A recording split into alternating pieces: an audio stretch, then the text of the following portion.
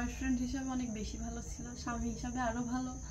আর আর কি বলবো, এতক্ষণে দিতে ভাই বয়ফ্রেন্ডের সময়কালটা একটু বইলা দেই। এবং আমি নিজেকে প্রমাণ করার জন্য অনেক সুযোগ এবং সময় আছে ভাই।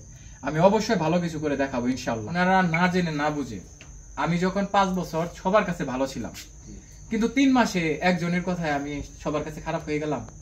তাহলে যে ওনাদের জন্য যখন আমার ইনকাম ছিল, আমি আরো বেশি ইনকাম করতে পারতাম, তখন তো আমি টাকার পিছনে ছুটি নাই।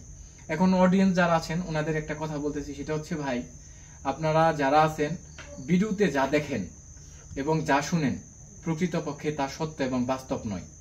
অনেক সময় ঘুরিয়ে ফিরিয়ে কথা বলা হয়, যেটা আপনারা সত্য হিসেবে গ্রহণ করেন। আর আমাদের হাদিসে একটা কথা আছে যে এটা যে সত্য যদি উহুদ পাহাড়ের নিচে চাপা থাকে, সেটা এক সময় বিস্ফোরিত হবে, প্রকাশ পাবে, এরকম আছে না? তো আমাকে নয়, আপনারা দেখবেন যে বাংলাদেশে যারা সেলিব্রিটি লোক, রাজনীতিবিদ এবং প্রভাবশালী যারা আছে, যাদেরকে চিনে, তাদের যদি কোনো একটা ফল্ট পায়, শুধু টাকা উপার্জনের নেশায় ওনারা ওই মানুষগুলোকে নিয়ে ট্রল করতে, ছোট করতে একটু দ্বিধাবোধ করে না। আজ আপনি যাকে ছোট করছেন, আমি যাকে ছোট করছি, আগামী দিন আল্লাহর তরফ থেকে আমাকে সবার কাছে ছোট করে দেবে। এজন্যই বলবো কাউকে ছোট করবেন না। আমার ফ্যামিলিগত দিক থেকে আমার ডোনেটে যা কিছু আছে সবই রিয়েল। যেমন প্রথম আমাকে জানতো আমি 5 ওয়াক্ত নামাজ পড়ি, কিন্তু ভাই রেগুলার 5 ওয়াক্ত নামাজ পড়তে পারতাম না। ওরা জিজ্ঞাসা, সত্যি কথা বলে দিব, জিজ্ঞেস করে না 18 দিনের এক্সপেরিয়েন্স জিজ্ঞেস করেন যে আমার কয় ওয়াক্ত নামাজ পড়ি কিনা, বলে দিক। তো অনেকে জানতো।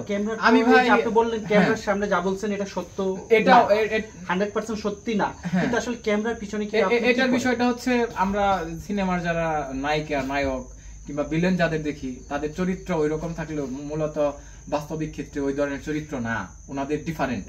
মানে আপনি বলতেছেন আপনারা যেটা দেখাচ্ছেন তার চেয়ে আরো বেটার ভালো, আপনারা মানে বেটার ভালো ক্যামেরার পিছনে অবশ্যই ভালো করার চেষ্টা করি ভাই, ইনশাআল্লাহ চেষ্টা করব।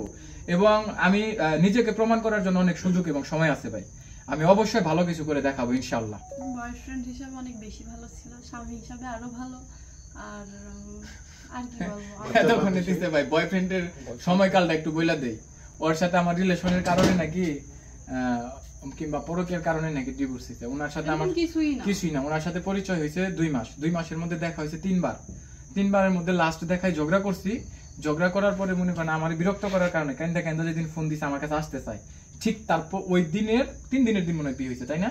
এমনকি ওর সাথেও কথা বলছে, রিকোয়েস্ট করছে ওকেও, কিন্তু ও দ্রুত সিদ্ধান্ত নিয়ে ফেলাইছে এবং আমি সিদ্ধান্ত নিছি, যার কারণে খুব ফাস্ট বিয়ে করে ফেলছি, যে এই ঝামেলা থেকে বের হয়ে আসি, যাতে বিরক্ত না করতে পারে। আমি সোশ্যাল মিডিয়াতে দেখছিলাম, ওর কথা ভালো লাগছে, লাইফের যে পুরো ভিডিও দেখে আসলে কথাবার্তা অনেক ভালো, নামাজ কালাম পরে সব মিলাই তো ভালোই, ওটা দেখেই বিয়ে করছি। তো তাও ভালো, খারাপ না। তো বাস্তবে কতটুকু মিল পেলেন?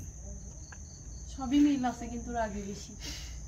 হ্যাঁ, এটা সত্যি ভাই, একটু বেশি। আমার বলে না রাগি, আমি রাগি আছি, কিন্তু আমার রাগ একদম পানি। যখন একদম সিরিয়াস হয়ে যায় তখন আমি একটু রেগে যাই, তাছাড়া আমি সবসময় পা ধরেই থাকি।